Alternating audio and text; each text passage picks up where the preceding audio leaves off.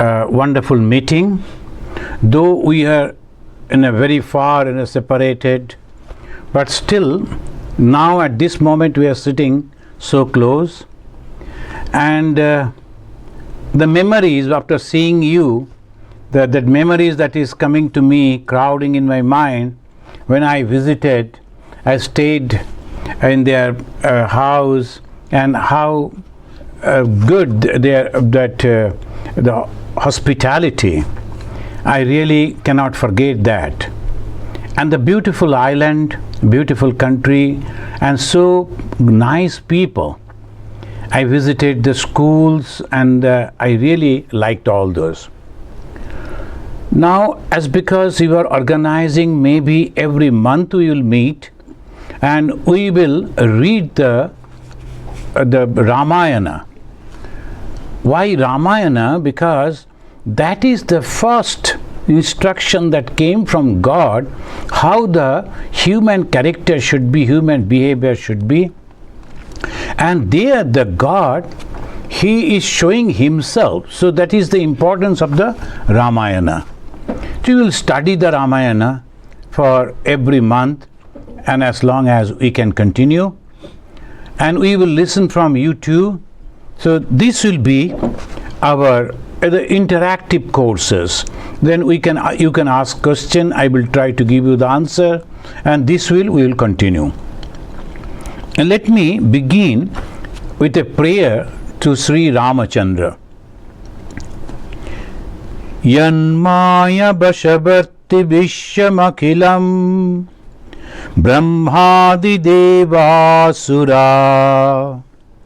yat sattvat amrishaiva bhati sakalam rajyo yatha he brahma yat padaplabamiva bhavahi bhavambo desti tirshabatam bandhoham tamashesha karana param ramakhyam isham harim ramakhyam isham harim. I salute the Supreme Lord Hari, known as Rama. The Hari is becoming Rama. Hari is the Vishnu. So that is the Supreme God. When the God took the form, the first form was, the God is without form. God is all pervading. God is everywhere. And naturally, God cannot have any form. But for us only, as we cannot concentrate our mind, we cannot give our mind to something which is not having a name and a form, the God has taken the form, and that form is called Vishnu, Hari. And that Vishnu, that Hari, sometimes take different forms, and this time he came as Sri Rama. The cause transcending all relative causes, whose mysterious power controls all beings in the world, including Brahma, the Devas and the Asuras, the good and the bad, everything in the hand of that God, whose substance given reality to all things, just as the rope does to the snake appearing on it. Friends, this is the way the Vedanta that explains the creation. And that is very interesting. All religions, the Christianity, Islam, Buddhism, Hinduism, and all established religions, they have to give this explanation. Who is the creator, and what is this creation, and what is the relation between the creator and the creation? Unless it is there, it won't be accepted as a philosophy, as a path of God realization. So here we say, it is like the snake on the rope. Hindu view, how the creation came, it is an imagination. Very difficult right this moment to accept it, because when I am pinching my hand, I feel the pain, I feel hunger, I feel sleepy, I see the so many things all around me. Now still the Hindu will say, no, that is not true, it is not there. Why? This is Maya, this is imagination. How? When you see a snake on a rope, you create the snake on a rope. Snake is not there. There was a rope that was lying on the street and a little darkness were there. In that twilight, you think that is a snake, but snake is not there. So that is the way we have to understand this creation is. And whose feet alone before a spiritual aspirant as a boat for crossing the ocean of samsara. So we are praying to the Sri Ramachandra, and this Ramachandra is the embodiment and avatara, a part of Sri Vishnu. Sri Vishnu is that Brahman, all-pervading consciousness who has taken a form. A few days before, I have concluded reading the Bhagavata, and in that Bhagavata, up from 1 to 9 chapter, it all goes about the God without form. The God everywhere, the consciousness. The one day so happened, the Brahma, the first created one, whom that supreme God created out of his mind, be you there, and immediately it was there. In the Christianity also, they say, the Lord God said, let there be light, and there was light. The creation is just like that. He thought and it was there. So that is the way the Brahma was created. Then one day Brahma went and then he prayed to God, you must take a form. Otherwise the created being cannot understand what is God. Then the only Brahma and Sheba, they could see a form, Chaturbhuja, Shankha Chakra Gada Padmadhari. He was having the 4 hands and he came over there, a glittering light that dazzled the eyes of all the gods even. Only the Brahma and Shiva could see, and just for a second, and there was a tremendous sound, and that was the first time the conception of the God in form came. And that is the God. From there came Sri Rama. And what is this Rama? This again, this will be our theme prayer every month. If we continue the Ramayana, we will start with this. Ramayana, it begins with a question. One day, Narada Muni, all of you know the Narada, is a wonderful sage. He goes on wandering in different places. He is a very educated, and he goes to different parts and he meets people. One day he came and visited the Valmiki, the great sage, who has written the Mahabharata, who has written the Ramayana. That Valmiki sage, he met him. The Narada met the Valmiki, and when they were talking, suddenly Valmiki asked him, Ko asmin sampratam loke gunavan kascha viryavan. Ko asmin sampratam loke. I will read the Sanskrit because that will give you a beautiful idea. Gunavan kascha viryavan dharmagyascha kritagyascha sattavako didhabrata atmavan ko jita krodho dutiman ko anasuyakaha kasya vibhyate devascha jataroshascha samyuge. In the Adi Kanda of the Ramayana in 4 parts, you know, in the Adi Kanda, in the beginning, this is the question the Valmiki is asking to the Narada. And what is that? O Narada, do you know anyone in this world who is noble, heroic, virtuous, grateful, truthful, firm in his promises, self-confident, conqueror of anger, handsome, forgiver of others' fault, and again, when he is angry, even the gods become afraid of him.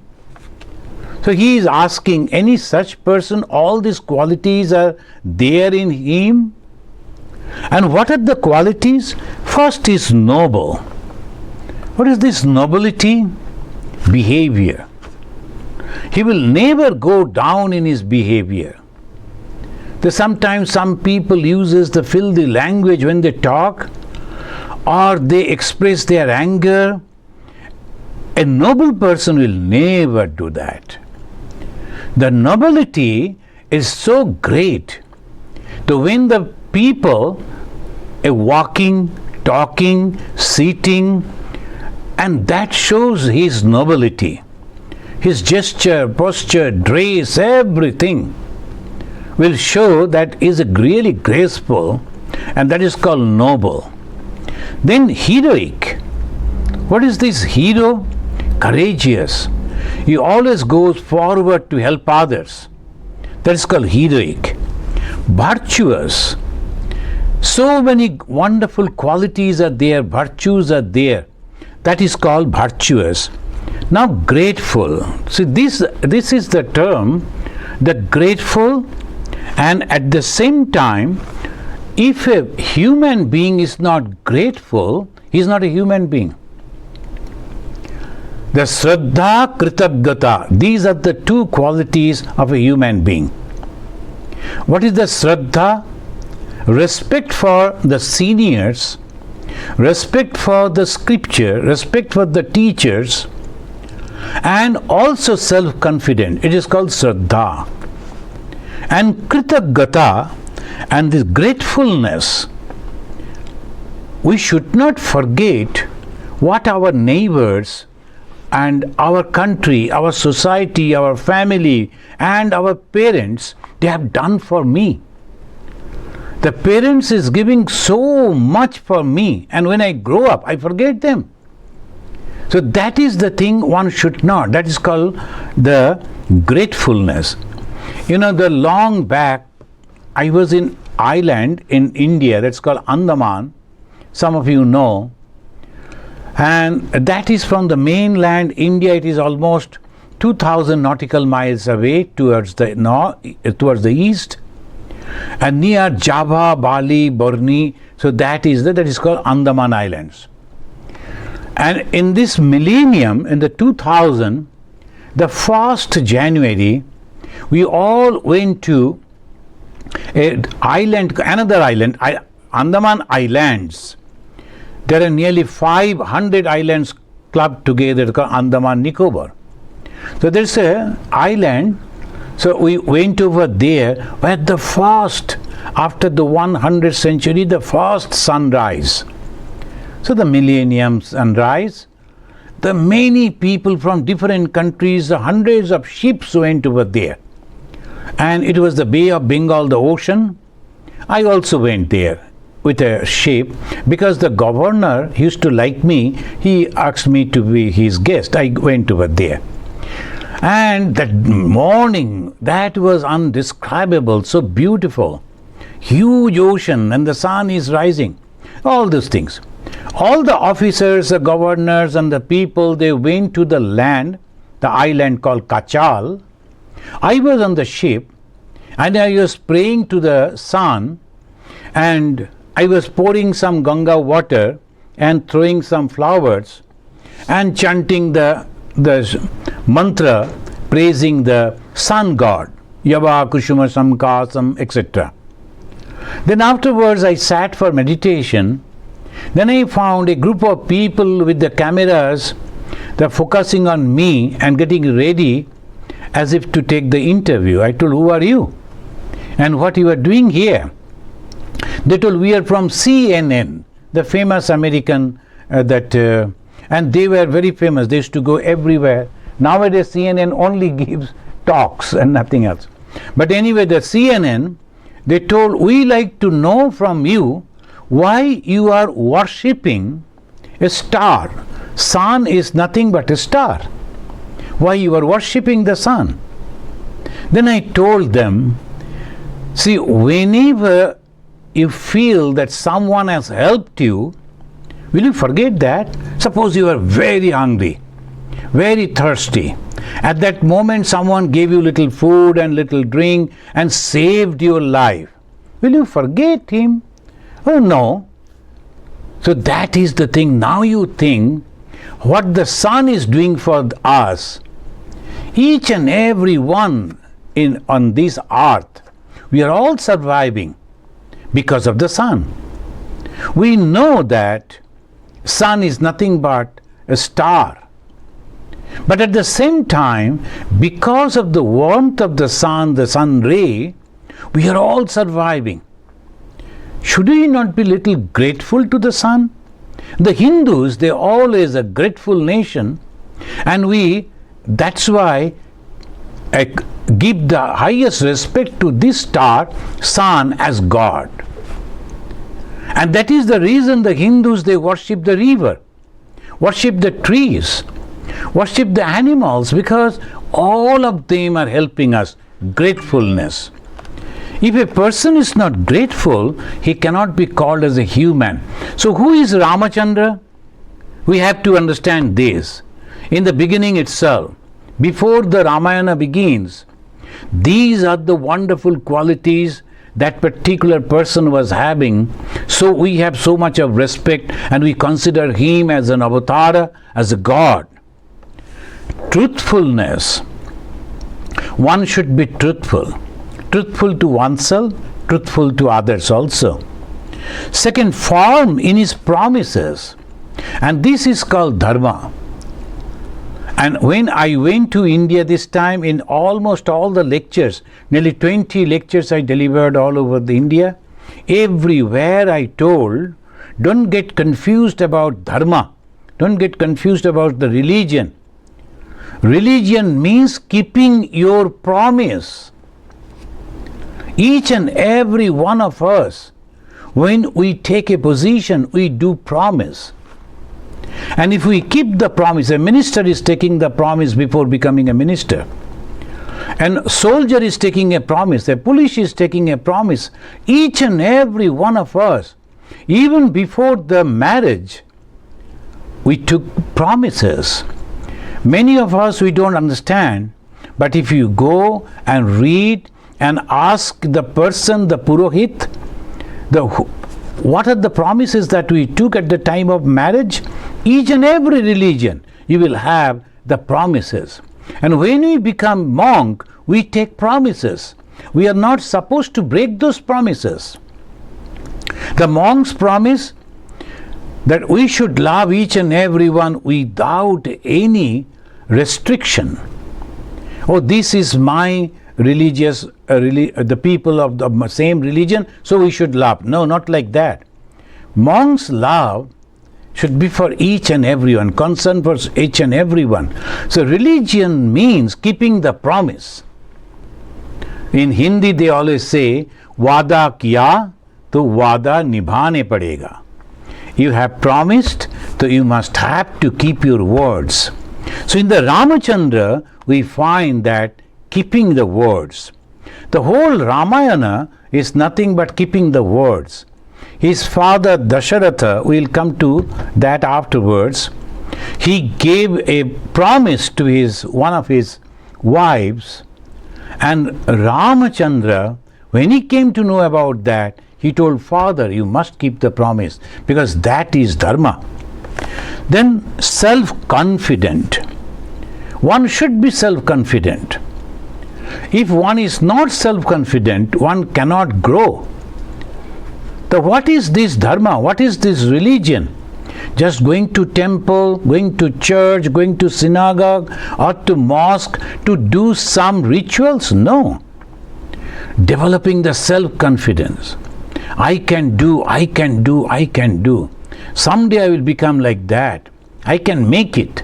So that self-confidence and conqueror of anger. That is the first, another quality they say, the conqueror of anger. The human being, sometimes they lose their mind, the control, and they become so angry and they create the problem for themselves. So conqueror of anger, and he is handsome and forgiver of others' fault. Sometimes people, the friends, the relatives, they make some mistakes. The mind should be broad enough to forgive them. Again, when angry, even the gods become afraid of him. That is the personality. A person, when he shows that courageous face, then the others are afraid of him. So that is the way he is describing. So I will read again the Sanskrit.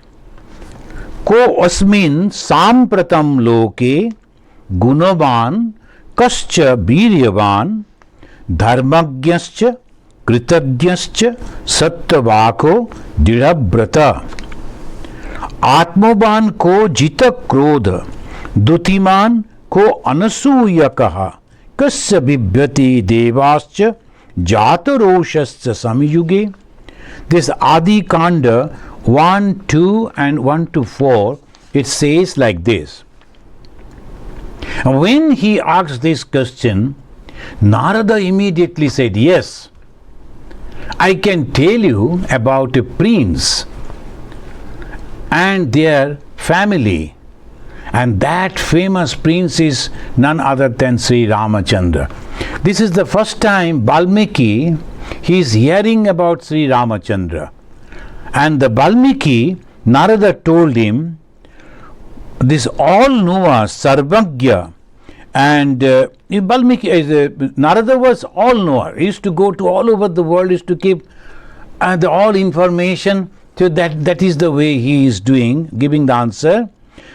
He is the prince from the Ikshaku family, and they are from the San dynasty. You know, in India, there are two dynasties coming down. One is from the sun, another from the moon. Chandra Vamsa and Surya Vamsa. And Surya means the sun. It's not the real sun. It is only they take that, the whole, it has come, and that power, the valor of the sun, it is there in the tradition. So this is the family name Ikshaku. Ikshaku was the first person of that family. The name of the kingdom is Koshala. We always say Ayodhya. Ayodhya was their kingdom. But the empire was, the country was Koshala. And the Ayodhya was the capital. And there at present ruling from the Ikshaku family, the Dasharatha is ruling. And Dasharatha has 4 sons, Rama, Lakshmana, Bharata and Shatrughna. These are the 4 sons. Now when they say the provinces, it is a very big kingdom. When we think that Rama, now the whole fight is going on with Ayodhya, and now that the Hindus are very happy, the Supreme Court has given that particular plot, Ayodhya, to the Hindus. In India it goes on like this.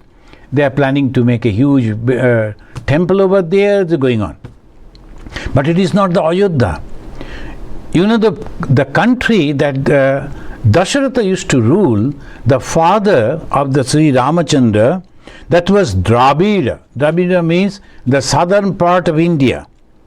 Then Sindhu, that is now the Pakistan. Then Sauvira, Saurashtra, Dakshinapatha, Banga, the Bengal, Anga, Orissa, Magadha, that is Bihar, and Kashi, that is the UP. All these places were under the control in the kingdom of the Dasharatha. Why I am telling you? Because we can understand the Ramachandra was a historical figure. is not an imagination. When we talk about goddess Kali, when we talk about Ganesha, when we talk about Durga, imaginative gods. But when Ramachandra, he was born, and his father was the king of all these places, and those places are still there, except the there's Saubira and Sindhu, some part of the Sindhu that has gone in the Pakistan. So all these places are now in India. So that is called the kingdom. The king Dasharatha's guru and guide was Maharshi Vashishta. The Vashishta had a talk, and this king was having 8 ministers. So naturally they used to give him, why 8 ministers? Different ministers is to look after different departments, different parts.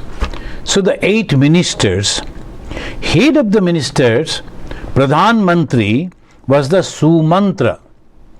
The Sumantra, he was an economist. So he used to guide the king. The king's main role, the administrator's main role, how to earn money and how judiciously to spend it. That's the king's duty. It is there in our Veda, what the king should do.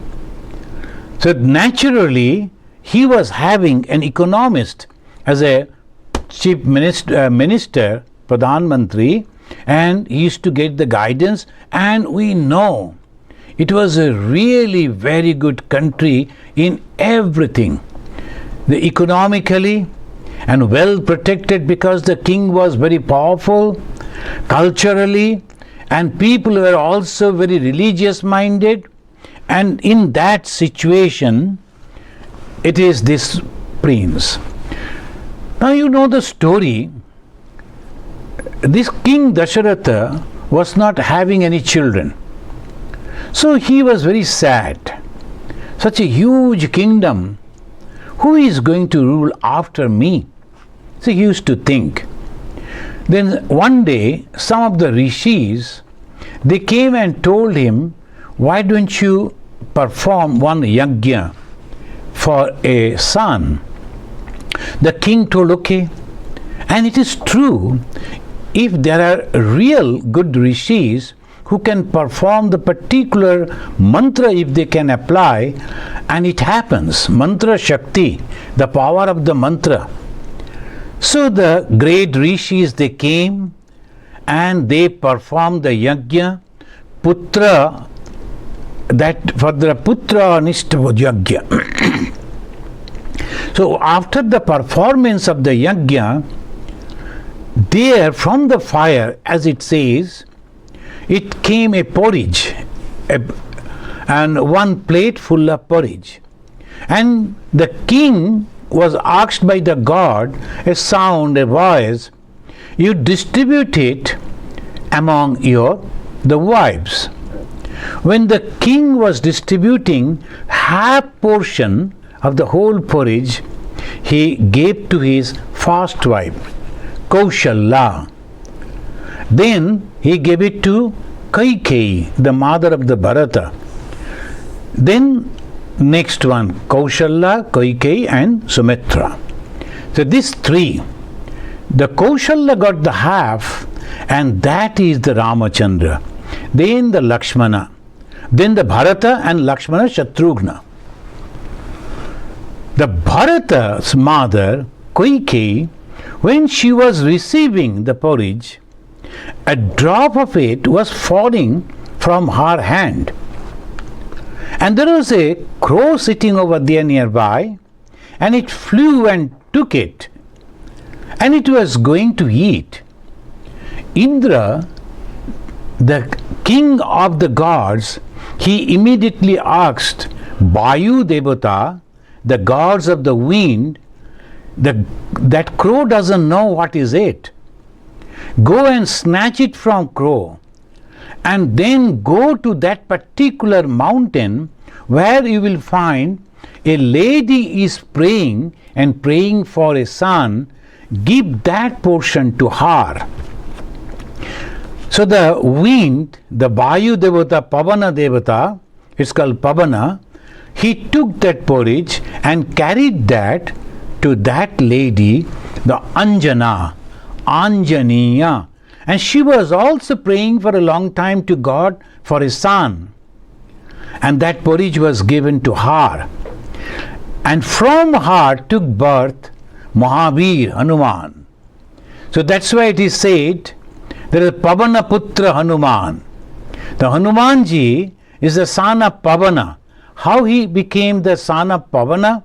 Because the Pavana carried that porridge to her. So this is the story. And from that the 4 brothers, they were born, and it continues. About the Ramachandra it says, Vishnuna Shadrisho Birije Somavat Priyadarshanaha Kalagni Shadisha Krodhe Shamaya Prithivi Shama. About the Sri Ramachandra it is telling, the Vishnuna Shadrisho Birije. In might, he is like the Vishnu, the tremendous power, tremendous strength. So that's why Birya. Birya means that power, the strength. And there it says that it's like the Lord Vishnu, the Supreme God. So Sri Ramachandra was having that power. Second, it is a psychological, mental power.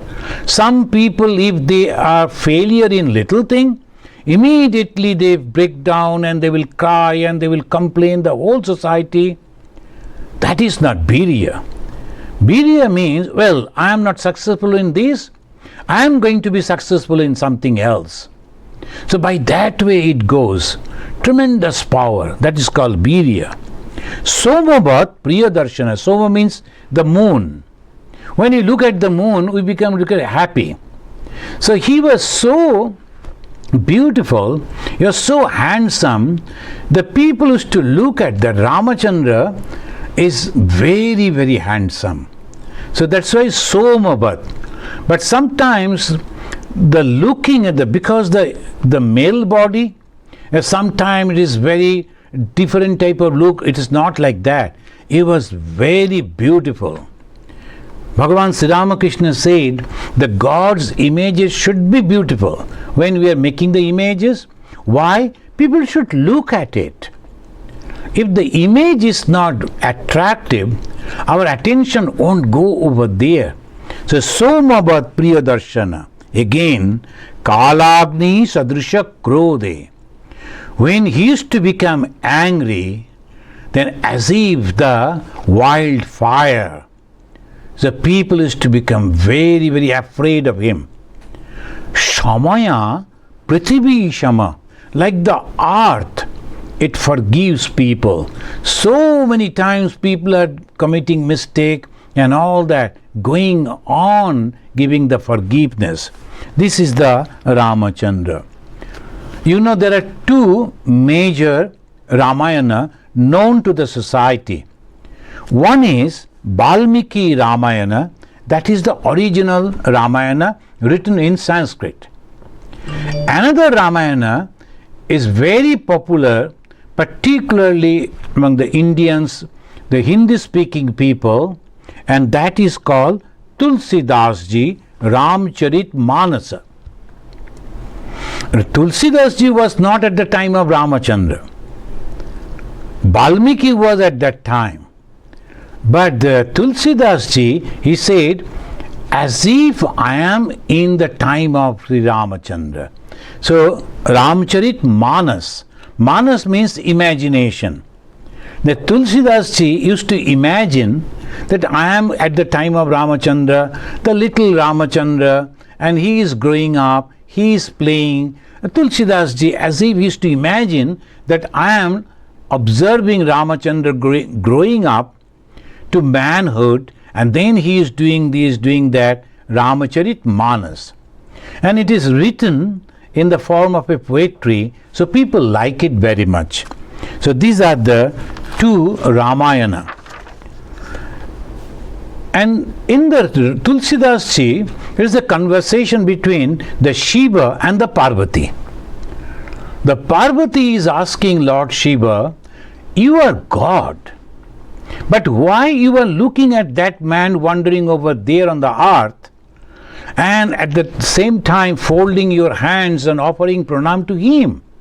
He is a human being.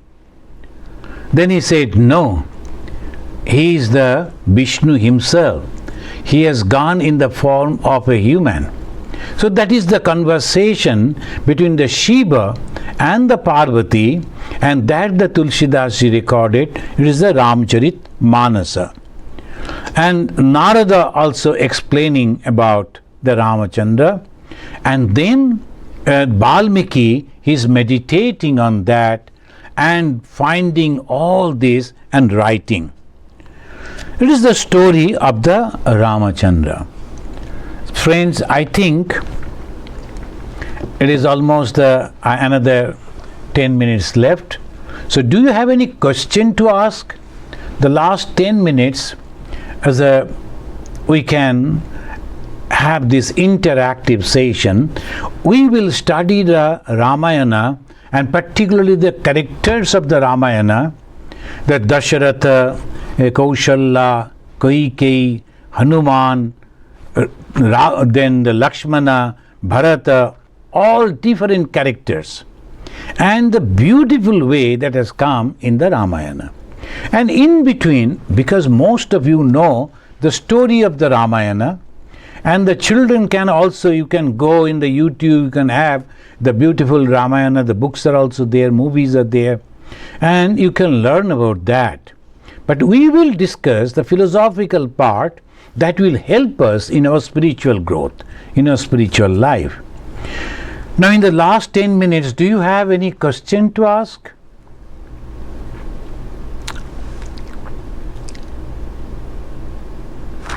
Please unmute and ask. And please unmute your Devi. You please unmute. Yeah. Yeah, Baba. It's more of a, well, how do we engage? Because you spoke earlier with promises, right? Right. And we should make promises to ourselves, promises to our religion, promises at every point in our life. We make promises.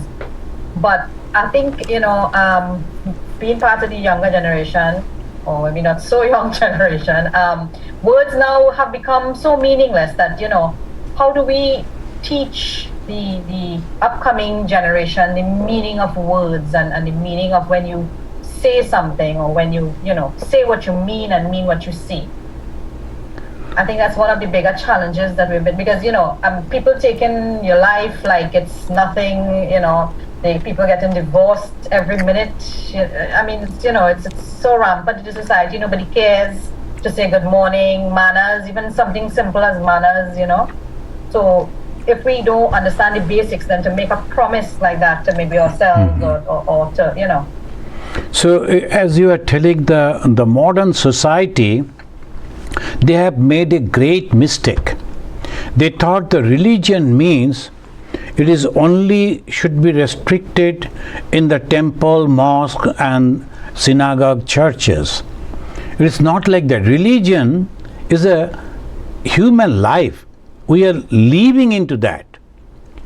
And human and the animal, what is the difference? Animals also feel hungry, angry, sleepy, thirsty. Whatever we feel, everything is there in the animal. So what is the difference? Dharma. And what is that dharma? We keep promises. So if we don't keep promises, when the Hindus they marry, the Christians they marry, and other religion I don't know, you will find, particularly Hindus I have observed, 7 times they will go round the fire. They put a fire, the yajna fire, and the husband and wife, they will go 7 times. The people are happy, throwing the flower petals and singing, all these things. But at that time, the priest, he says 7 mantras. What is the promise? The man will say, from now onwards, till my death, I will take care of you. And the lady will promise to the end, from now till my death, I will always be with you, helping you in your endeavors. Like that, 7 promises are there. And suppose those 7 promises you write and keep it somewhere, and that should be very prominently placed.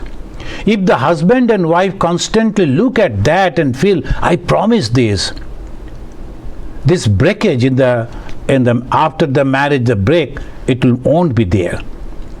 Because the human is nothing but the mind, and the mind is nothing but keeping the words.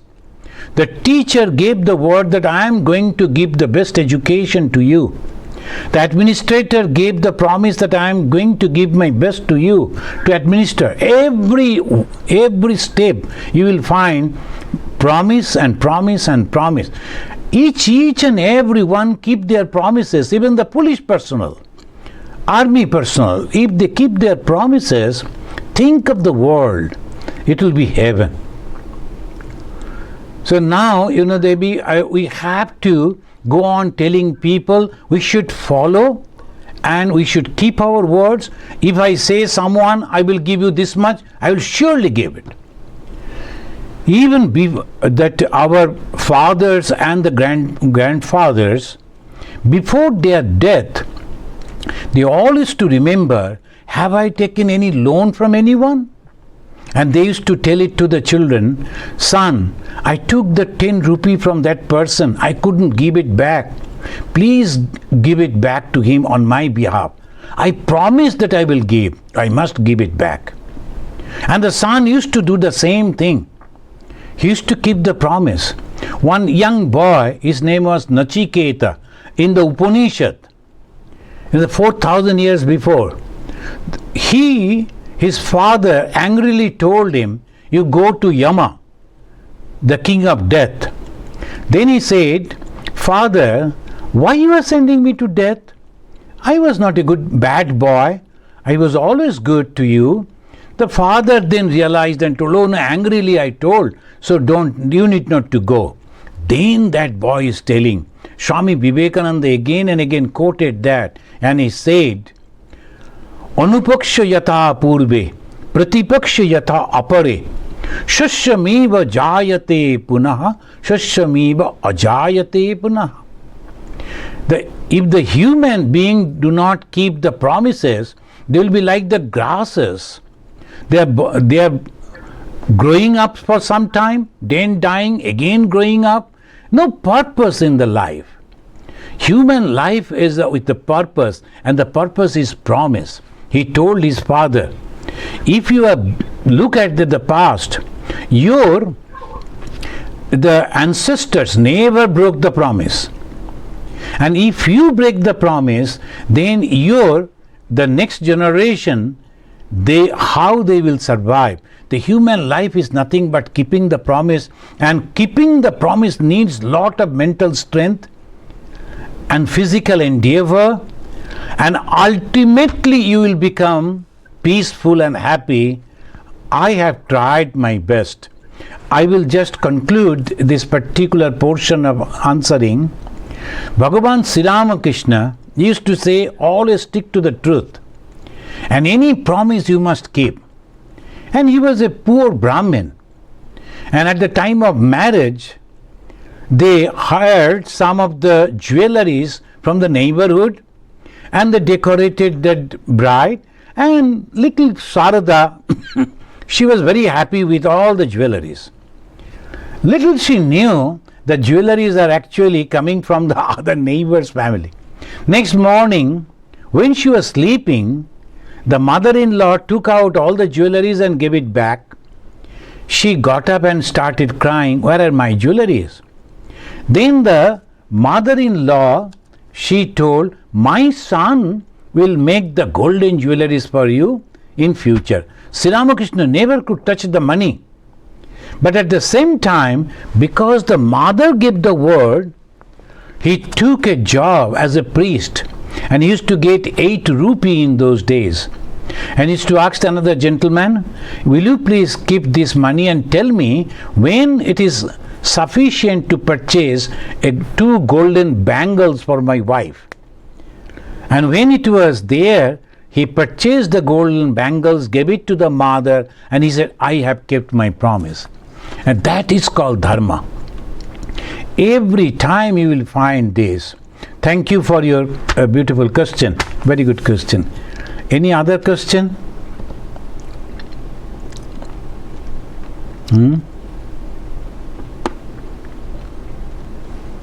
Bhudevi, any question?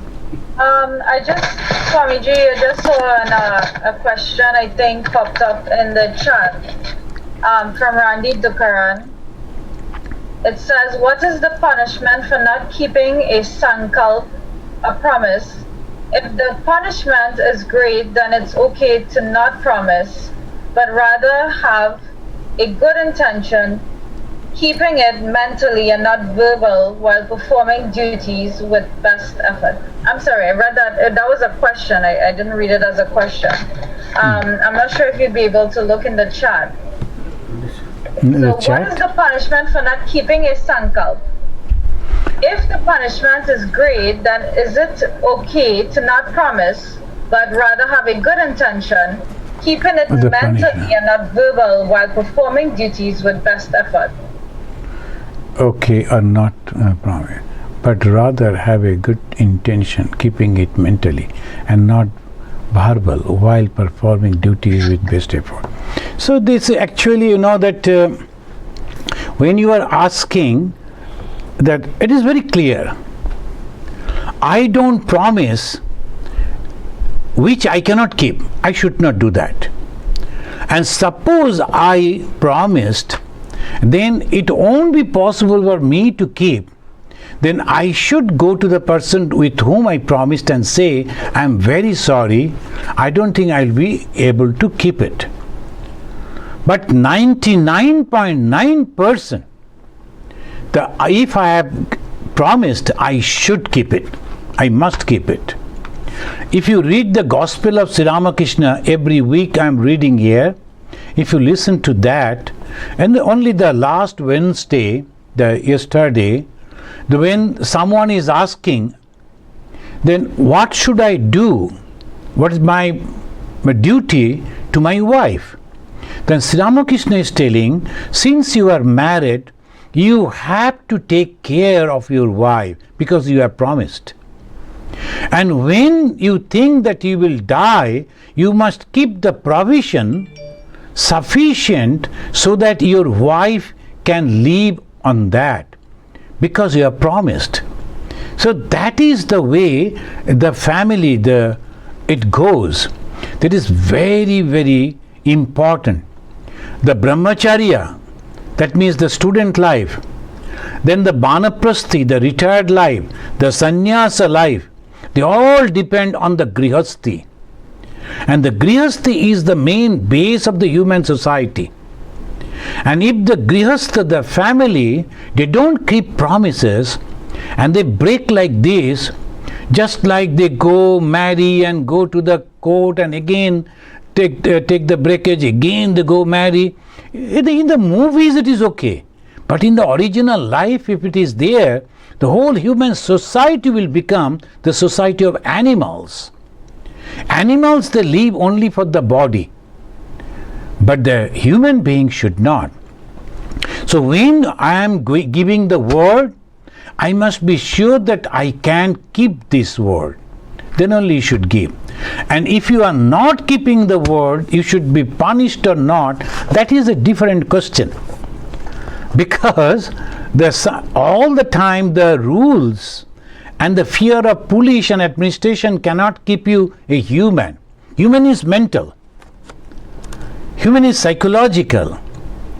And if you tell yourself, I am a human being, I must keep my word, then you are not only human, you are also divine. Thank you for the question.